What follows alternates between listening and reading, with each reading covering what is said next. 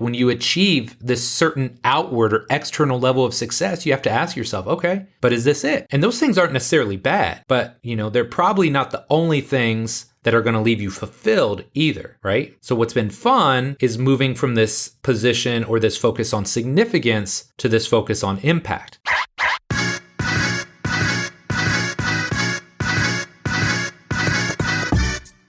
Hello and welcome to the Physical Preparation Podcast. I'm your host, Mike Robertson, and today we're going to be covering 10 important lessons that I've learned from coaching youth sports. Now, obviously a little bit off the standard path or the path that we've been following here lately, where I bring somebody on and we do the interview format. Today, I want to do a solo show because I think this is a topic that's near and dear to my heart.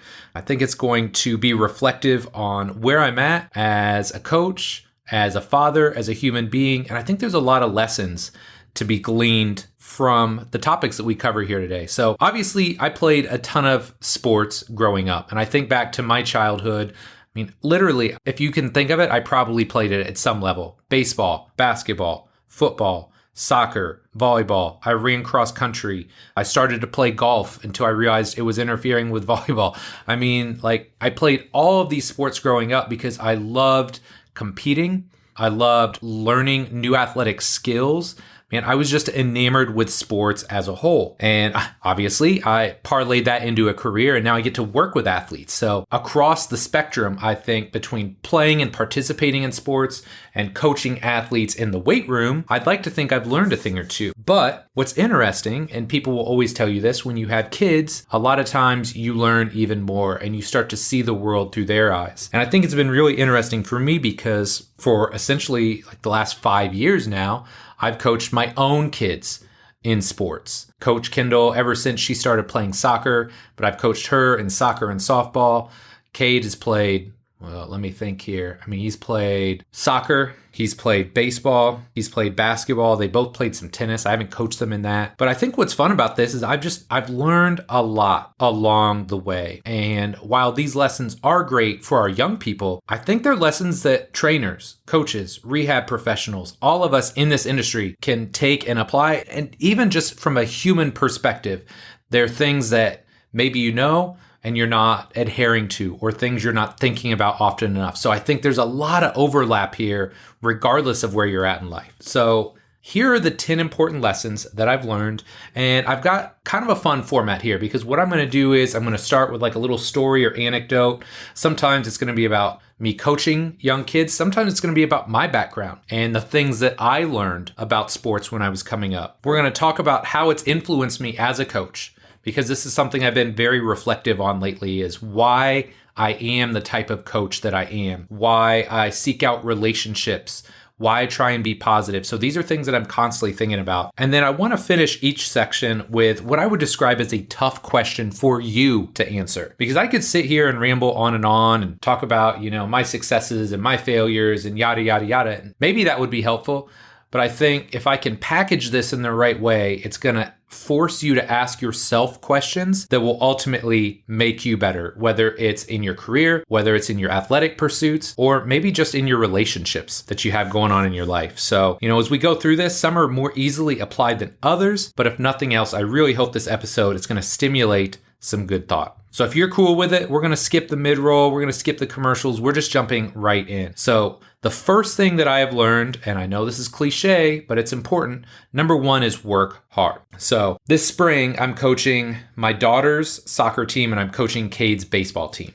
Coaching Kendall's soccer team is a big responsibility because we essentially have 2 practices each week. We have a game every weekend, so we have 3 interactions. Cade's is about the same, but there's 4 coaches. I'm not the head coach. There's actually 4 coaches for baseball. I'm the only coach for soccer. So kind of setting the stage here, Saturday was our first game, and I could have told you right then and there, based on what I'd seen in practice, I didn't care who we played against, we probably weren't going to win. And I don't say that in a negative way. I just say that because we have a lot of girls that have not played organized soccer before. They haven't done it at a high level.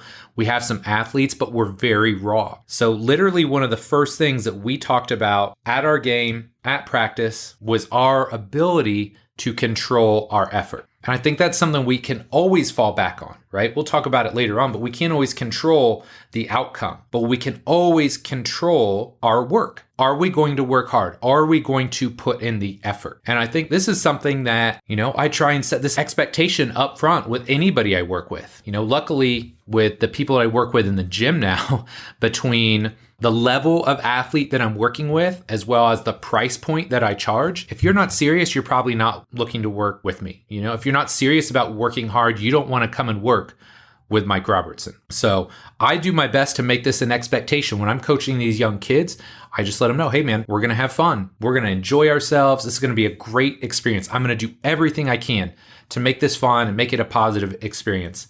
But we're going to work hard, because I'm a big believer when we work hard and we get better, things are ultimately more fun. All right. So tough question time. When we talk about working hard, and again, think about all the areas in your life where this might apply, but are you really working hard?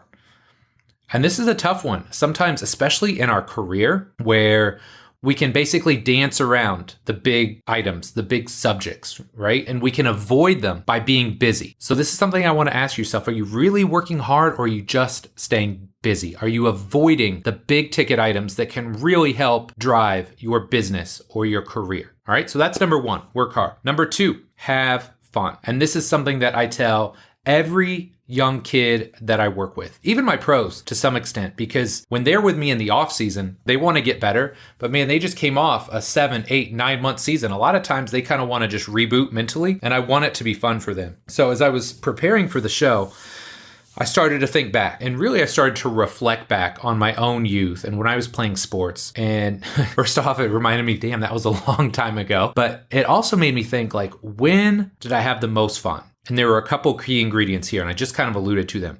Number one, when I was having success. So like JV year in basketball, we weren't great, but we were winning enough and we were having fun. My senior year of volleyball, we were ranked as high as like second in the state.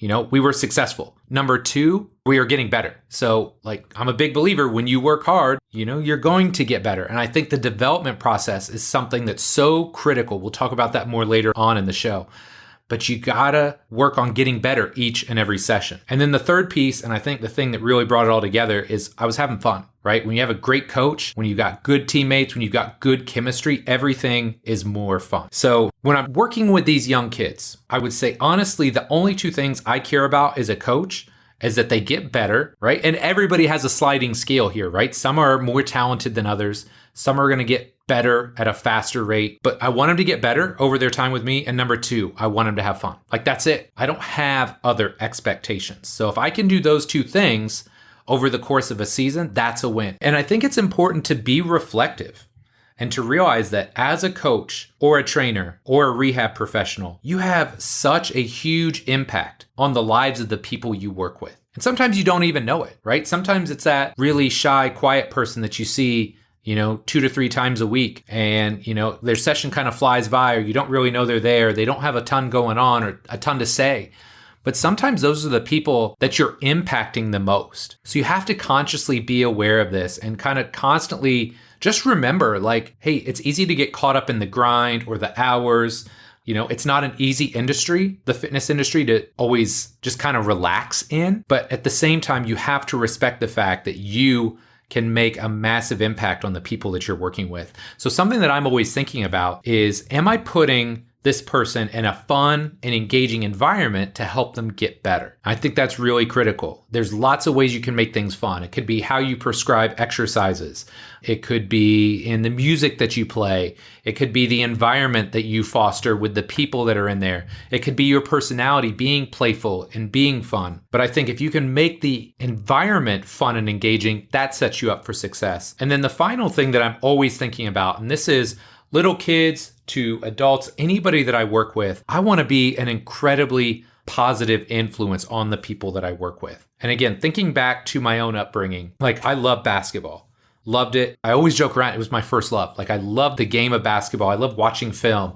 I loved working on my game. I loved going out and competing. But the coach that I had for the bulk of my high school career was incredibly negative, and he drove that love and that joy from me. So there was a time where I didn't love basketball anymore, and that sucked. And I hate thinking about that time. So now I just realize, hey man, I want any sport, like regardless of how passionate I am about a certain sport, I want the kids that I work with to grow to love that sport. I want to be that positive influence for them. So something I want you to ask yourself, whether it's little kids that you may coach or people that you're working with in the gym or in a rehab environment, I want you to put yourself in their shoes. And I want you to ask yourself, would you want to be coached by someone like you? It's a tough question, right? Like that's not an easy question.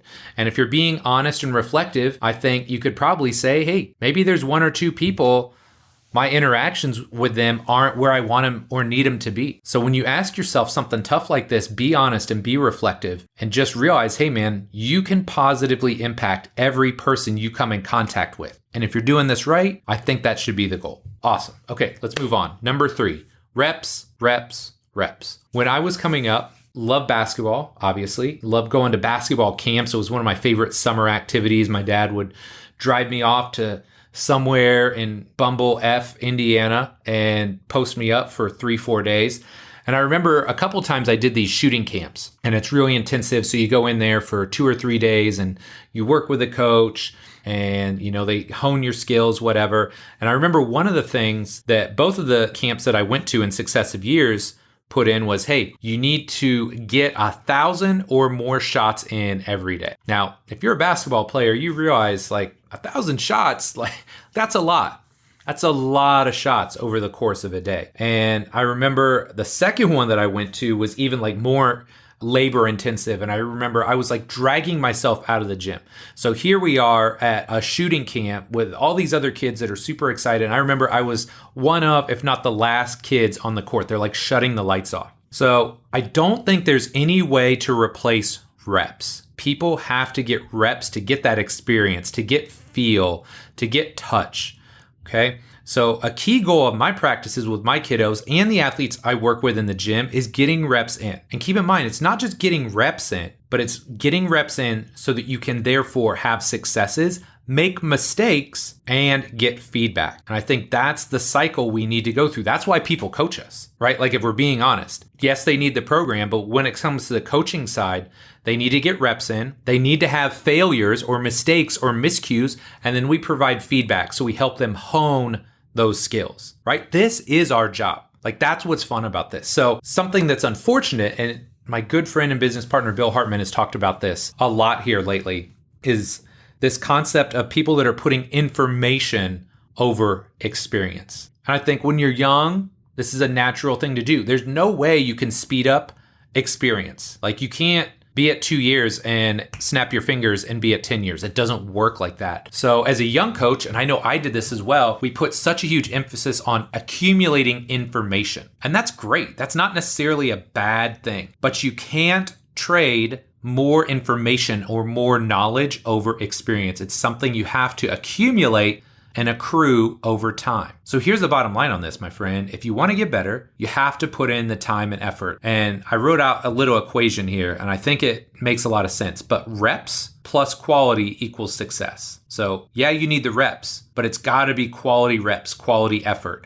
When I see somebody and they're just kind of going through the motions in any sporting activity, they're not going to get better, right? They're laying a bad motor program. So yes, reps, reps, reps, but always with a focus and intent on improving quality. So to kind of recap this, let's come back to hard work, and you got to put in the time to get better. Are you putting in the time? Or are you just hoping that learning more stuff will cure what ails you? So keep in mind, there is no fast tracking this, right? There's no hack to get more years or more experience other than getting in the gym, doing the work. That's how you get better. All right. Number 4, mistakes will happen. Mistakes will happen. Now, I want to tell you about, I think this was like my junior and senior year of high school. So again, coming back to basketball practices, like I loved basketball, even my first 2 years. My sophomore year was by far my favorite because we had a different coach. We were successful. I was playing really well. I felt like my game was developing. But then my junior year, I'm back to the coach that I had my freshman year. And one of the things that he instilled when he became the head coach was this concept of scoring basketball practices. So there would be these times where we would scrimmage or we would be working in the half court sets. And if you got a bucket, that'd be 2 points. If you got an assist, you'd get a point. If you committed a foul, you'd lose a point. If you committed a turnover, you'd lose a point. And so basically what would happen was at the end of every training session, the next day he would post like the results. So it was like this scoring, gamifying of practice. And in some instances, it was really cool because you constantly got feedback of, well, did I have a good practice or a bad practice? And now you can objectify it to some degree. But the downside was there was a lot of guys that, it wasn't about the game. It wasn't about getting better. It was about beating the system. And that's what I didn't enjoy about it. Because now you got guys that are just trying to feed the post, right? Or pass it to the big man time and time and time again to rack up these points. So at least for me, this was literally like the worst thing as a basketball player, because as a perfectionist, I dwelled on the mistakes. I dwelled on those mistakes and I couldn't end up using them as learning tools. So one of the first things that I told our girls last week, we had our first game. And again, going in, I'm not thinking we're going to win. But one of the first things I told them was, look, hey, we are going to make mistakes today. It's okay. Like every one of you is going to make a mistake. And then I joke around and I say, well,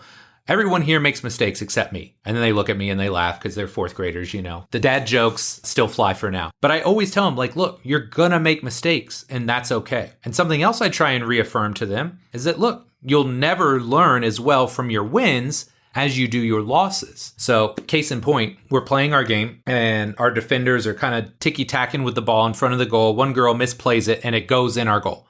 Right? So we give up a goal that we basically scored on ourselves. And she kind of laughed about it. And at the end of the game, we just said, hey, look, that happens. Like that's part of the game. That's a mistake. But now our goal is to learn from that, right? We want to evolve, whether we're athletes, coaches, human beings.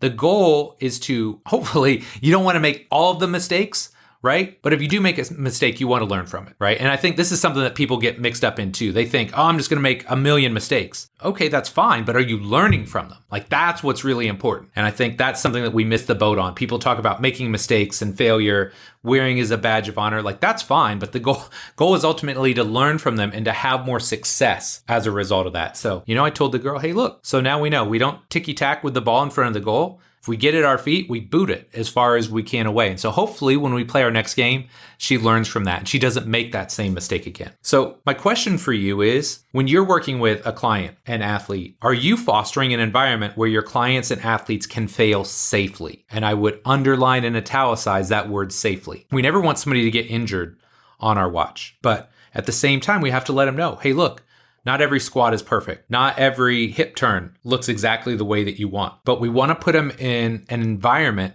where they can make mistakes, where they can learn so that ultimately when they get on the field or the court or the pitch, that they're able to, number one, execute the things that we worked on. And number two, if they do make a mistake, they don't go in the tank because of it. They realize a mistake, hey, that happens. Now, how do I move on? How do I react from that? How do I move forward? And I think that's some of the true value in making mistakes. Moving on. Number 5, growth equals discomfort. One of the hardest things for all of us to deal with is discomfort, right? We don't necessarily like being pushed out of our comfort zone. We don't like being pushed off our mark. And so when we're teaching sports skills, this can be very evident. So a lot of kids grow up and they love to kick a soccer ball with the laces, right? It's how you can kick it the hardest.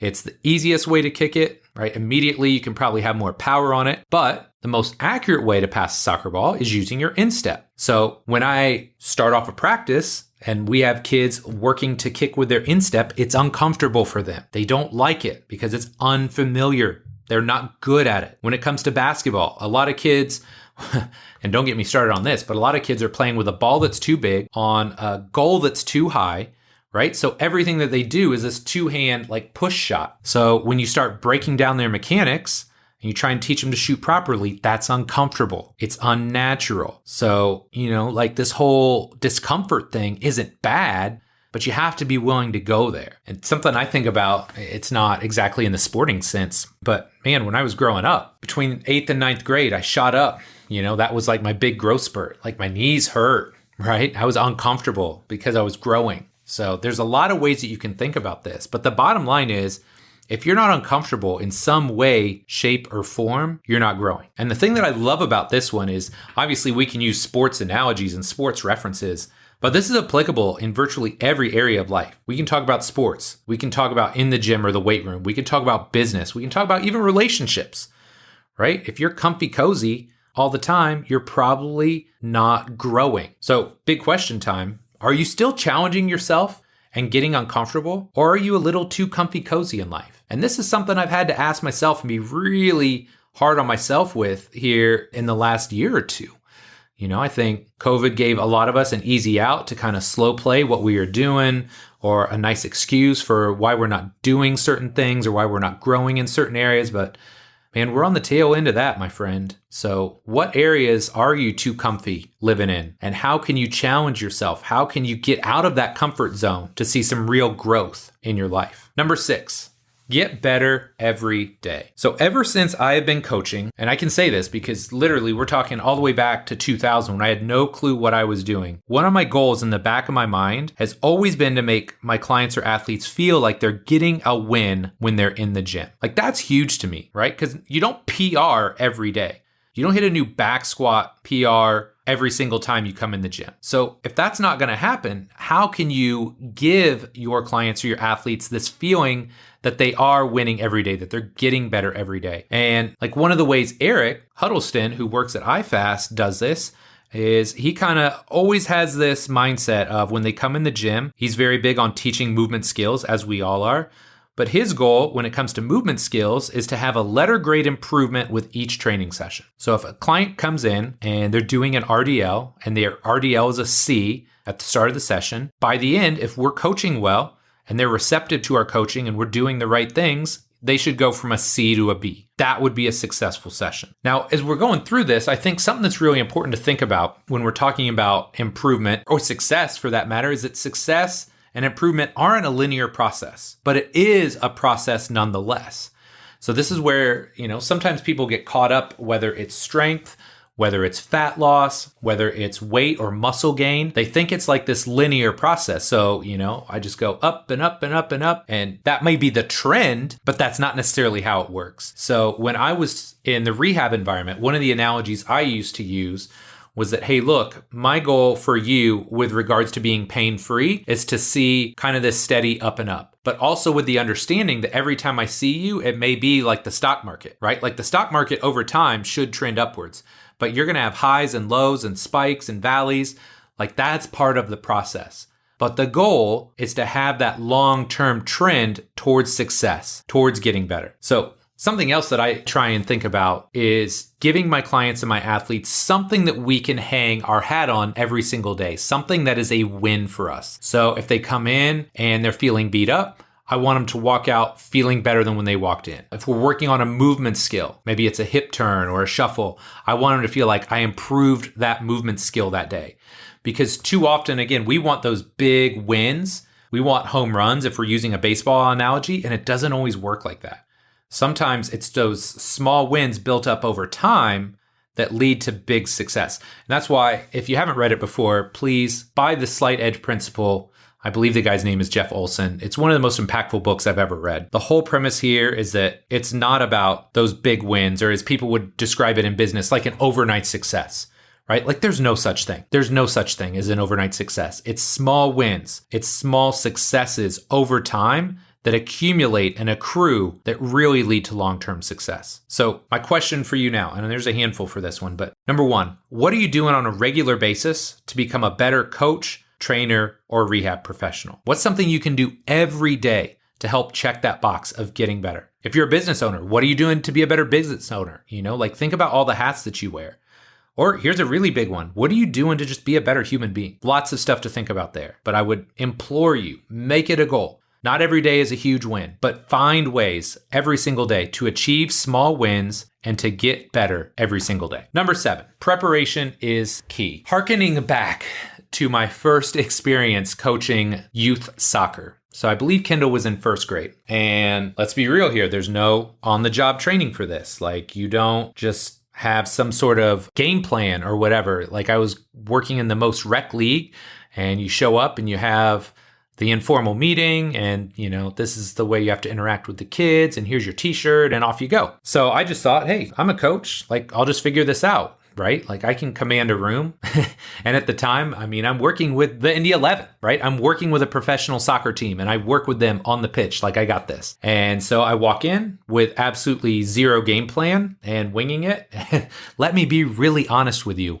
It did not go well. It was probably a train wreck. Now, I'm probably catastrophizing it to some degree, especially now because I prepare myself at a much higher level. But man, I was not prepared to go in that first day. I didn't know what to do when kids didn't have certain skills. I didn't know what to do when they didn't understand a drill or a concept. So I got by on people skills and I made it as fun as I could, but it was not a resounding success. So when we talk about preparation, something I want you to always consider and always think about is that if it's something worth doing, it makes sense to take it seriously and prepare yourself to do it at a high level, okay? If you're gonna do it at a high level. Don't half-ass it. Now, when people hear me say that, especially when they think about youth sports, I want to clarify something. There's a big difference between taking your craft seriously and taking yourself seriously. So when I run these practices, even for my young kids, like I want it to be enjoyable for them. If I'm not prepared,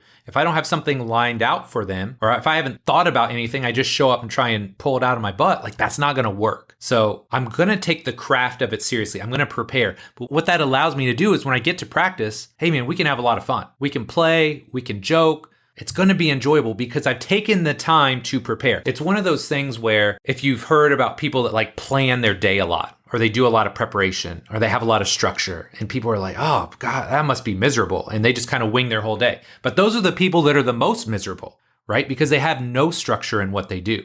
When you flip that and you look at the people that do have a lot of structure, yeah, there's times where they have structure and they have boundaries, but that allows them in their free time to really be spontaneous. They can really do whatever they want, all right? So there's a big difference between taking your craft seriously and taking yourself seriously. Always take what you do, and I don't want to say be serious about it, but take pride in it. Enjoy what you do, take pride in it, work to get better, but don't take yourself seriously because that's not fun. And that kind of comes back to point number 2. We want to have fun. We want to have fun. And I'm a big believer that you have more fun when you're working hard, preparing well, and getting better. So my question for you is this. If something is important enough for you to do it, are you preparing in such a way to make you as successful as possible? And this is universally applicable, right? I don't care what we're talking about, whether we're talking about your job, whether we're talking about coaching a youth sports team, doesn't matter. If it's worth you investing your time in it, it's probably worth preparing to do it at a high level. Take pride in your work. Number 8, outcomes aren't indicative of performance. I'm going to use some sports analogies here. If you've ever watched soccer, and sometimes it's harder to watch on TV and get a feel for the game. I love watching soccer live, but we've all seen that soccer game where your favorite team has the ball on their opponent's half the whole game. They're getting chance after chance after chance on goal. They just can't get it to go in the net. And either they tie or worse yet, they lose. The other team counters, gets one lucky strike, and your favorite team loses. Like that sucks. Or we've seen basketball games, right? Where your team is playing lockdown defense. They're playing so hard, great effort, but they can't hit a shot, can't get the ball to go in the basket, and they lose. So the fact of the matter is, sometimes you crush it performance-wise, but you don't get the result you want. And this is where sometimes we're too focused on the outcome and not focused enough on the process. So I think part of personal growth is knowing that you put everything into something. You poured your heart and soul into a project. And on that day, just wasn't enough. Like it sucks. Let's be real, like it's not fun, but you can also hang your hat on, hey man, I did everything that I possibly could, didn't go my way today. You go home, you're gonna rest easy that night. No problems falling asleep. Now, the contrast of this is true too. And I've seen this at certain times where sometimes you're just flat out better than the other team. If we're talking a team sports environment, like your team is better on paper,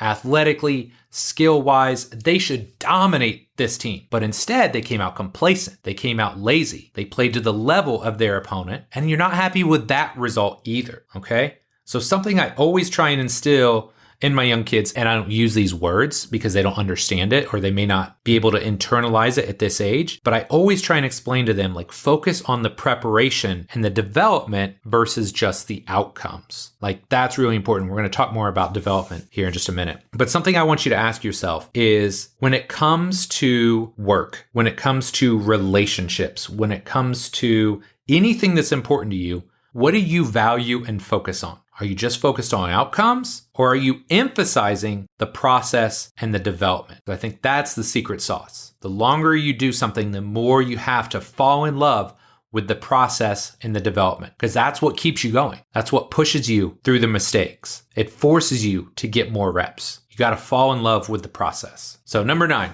It's going to sound similar, but I promise it's not 100% the same. Number 9, development over outcomes. Now, I could do an entire topic on why youth sports is such a mess. I mean, I could do an entire hour or two. Like, if we just sat here and enjoyed a tasty Americano or enjoyed an adult beverage or 2 or 3, I could wax philosophical as to all the things that are wrong with youth sports, because I see it in my gym. I see it where I coach. I see it in everyday life. Just being out and about, being observant. And let's be honest here. Youth sports as a whole, there is way too much emphasis on winning versus development. I was coaching Kindle in 2nd grade, and there were already teams that were training exclusively together. For 2 years, they'd kept their entire team together because they were winning, because they had the biggest girls, because winning was so important to them. They were spending all of their time, all of their energy on just blasting the ball as hard as they could, about putting the biggest girls in the front so they could score the most goals. Right? Like, I'm sorry, that's dumb. That is dumb. That is a disservice to the kids that we work with. So the one way I kind of reconcile this, and the way I process this myself, is I always ask myself, okay, if these people are doing this, these parents, these coaches, what happens when they have to start playing for another team? What happens when the league breaks up your team, or half the girls go to another club, right? What happens when they have to switch positions? I mean, we're talking 4th grade girls is what I'm coaching now. What happens when the girl that's played defense her entire life has to move to a different position? Or there's somebody better at defense and now they want her to play somewhere else. She hasn't had the skills. She hasn't accumulated the reps, right? Or worse, you start playing against better opponents and you don't win. Like, what kind of message are we sending when it's all about winning with our young kids? So I'm always driving home this thought process of development. Development is the name of the game, man. I'm sorry, they're not handing out scholarships to 10-year-olds. Well, at least I don't think they are. I mean, it's probably getting close now. I think I hear about basketball players 13, 14, football players 13, 14. But U10, you're not getting a scholarship. So why focus on that? Now, in the same breath, don't get me wrong. It's always more fun when you win. I like winning. I'm not going to lie. Like, if we can develop our kids and win, I would rather have that 100 days out of 100. But my biggest focus is on developing my kids and giving them tools necessary to be successful. So there's a couple boxes that I'm trying to check that helps me determine, am I developing these kids? Number 1, regardless of sport, are you teaching them individual skills? Baseball, are you teaching them to hit? Are you teaching them to throw? Are you teaching them to field? Like the basic fundamental skills. Basketball, dribbling, passing, shooting. Soccer, instep, outside of the foot, driving a ball with their laces, being able to trap a ball. Every sport has individual skills that you have to teach. They don't get it in PE anymore either. I hate to tell you, I learned a lot of this stuff in PE class. That's not what they do in PE anymore. So if you are coaching young athletes, you have to teach them individual skills. Number 2, you need to teach them different positions. Now, maybe in basketball, not as big of a deal right now, but in soccer, there's goalie, there's defenders, there's midfielders, there's strikers. In baseball, obviously, catcher, pitcher, shortstop. You have to learn the different positions because you don't want to be pigeonholed. And I've seen it even at the professional level. I've seen a guy that's played central midfield his entire career, and for whatever reason, coach needs him to play right back, or they need him to play center back. The guy that can do that is immensely more valuable than the guy that can only play one position. Because what happens when they get somebody better or you lose a step? So these are things you got to be thinking about. And then number 3, one of the most important things for me, and maybe the most important thing, is teaching the children that I work with how to understand the principles of the game. Winning is great, but do you understand how to really play the game? And here's the thing. Soccer is a great example, and it's on my brain right now because obviously I'm coaching it. But, when it comes to playing soccer the right way, when you get older, you can't just be the biggest kid and bomb shots from midfield and have them go in and win like that. As you get older, right, you got to be able to pass. You got to be able to dribble. You have to be able to create space. You have to be able to understand passing lanes. Like there's so many elements to being successful in soccer, but you have to understand the principles of the game. The same thing works for basketball, for football, okay? So something I want you to ask yourself is, regardless of who you're working with, what are you emphasizing? What is most important to you? Are you just focused on the outcomes? Like I'm going to go off script here a little bit. Think about the client that wants to lose 20 pounds, right? And one client does it by drinking water and eating ramen noodles and basically starving themselves. And another client does it via sensible, manageable nutritional program. They work out 3 times a week. They start getting 7.5 to 9 hours of sleep every night. Like, which one of those clients do you want to be working with? Because you can emphasize the outcome of, hey, they both lost 20 pounds.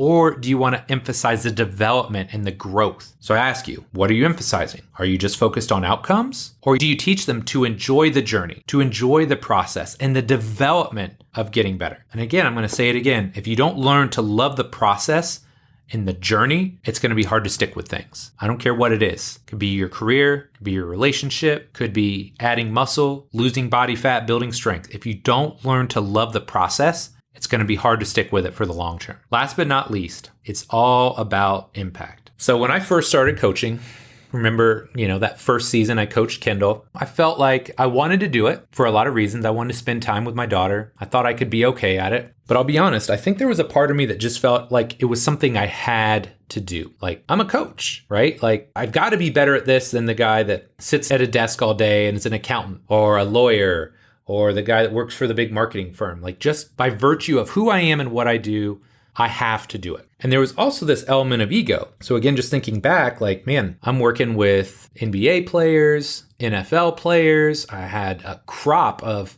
high-level soccer players. I mean, we're not just talking the Indy 11. We're talking, probably a half dozen or more MLS caliber players that were in our gym in the off season as well. So it just made sense. Like, yeah, I mean, I should do this, right? But here's the funny thing. The longer I do this, the more I love it. Like, I absolutely love it. So Andy McCloy had me on his business group call today. And, we were just rapping about life and training and coaching. And one of the things Andy always does, Andy brings out the best in me for a lot of reasons. But part of it is we're on a very similar life path and life journey, I feel like. And one of the things that he talked about was moving from this place of significance to a place of impact. And for me, and I think most of us, when we're coming up, there's this level of significance we want to achieve. And I have a lot of insecurities from when I was growing up, the way I looked, the way that my body was shaped because I was a late bloomer, just money stuff. Like, there was a lot of insecurities that I had growing up. So, I tried to cover all that up with, hey, I'm going to make X amount of dollars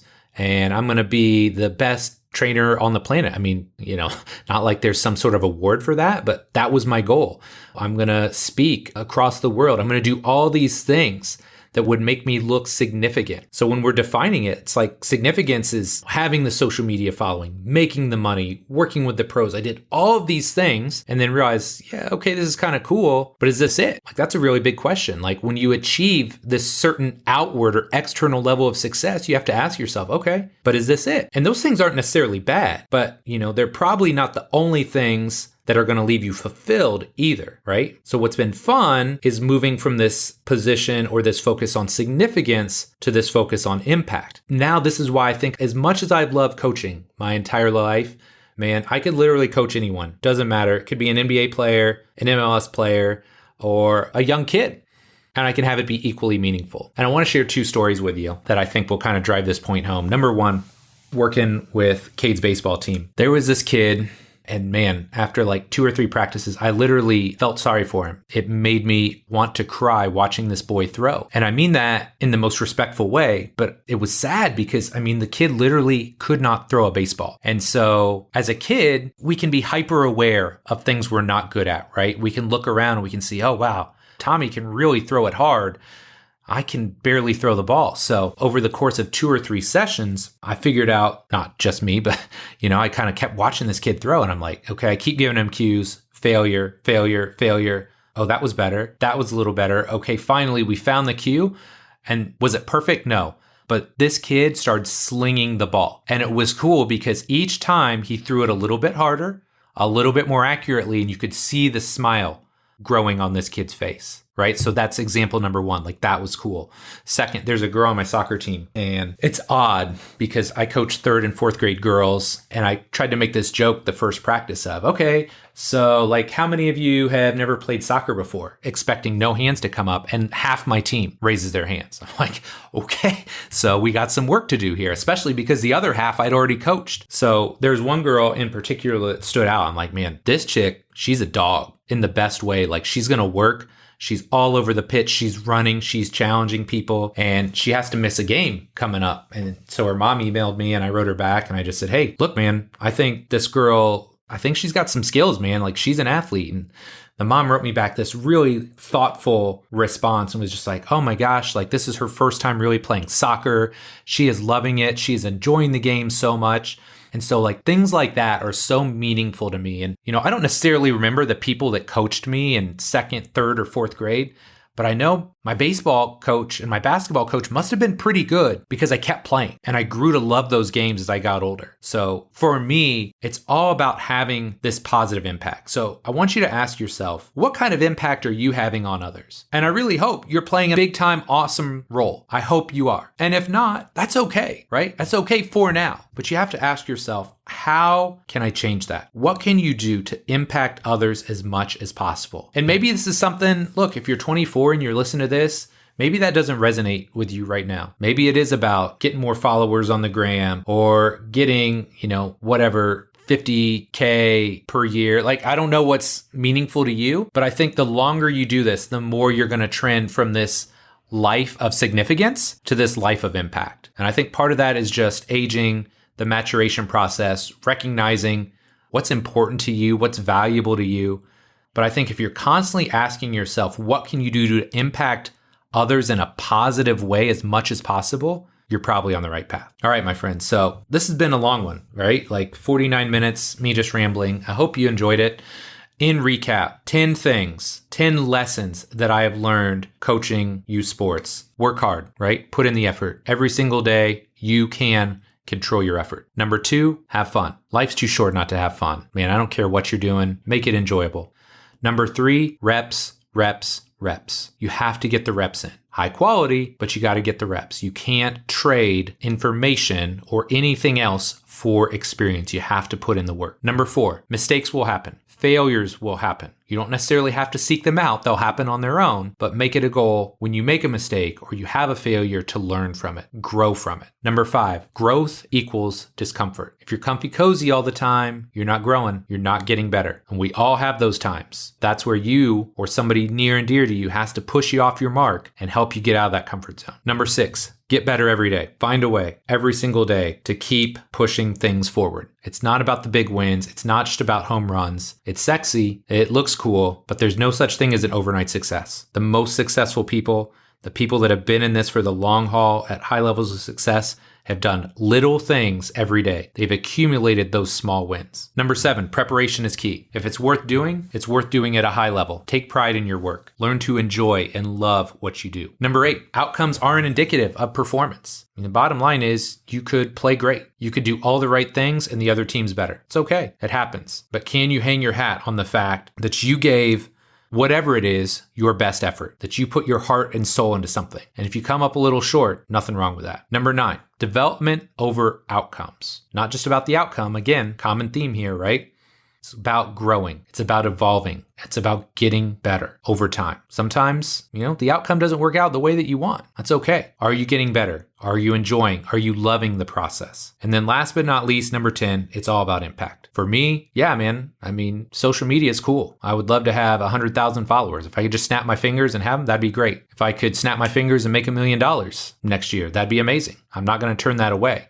But I also know I'm at a point now where it's not so much about significance, it's about impact. And the people around me, whether it's the people that I coach, whether it's the people like you that listen to this podcast, it's about making a positive impact, about making the world that I live in a better place. So my friend, I hope you've enjoyed this podcast. This was a lot of fun. Again, kind of off the beaten path, but at the same time, I think there's a lot of lessons in here that you can apply to various areas of your life. So as always, thank you so much for your support. Love and appreciate you. and we'll be back next week with our next episode. Take care.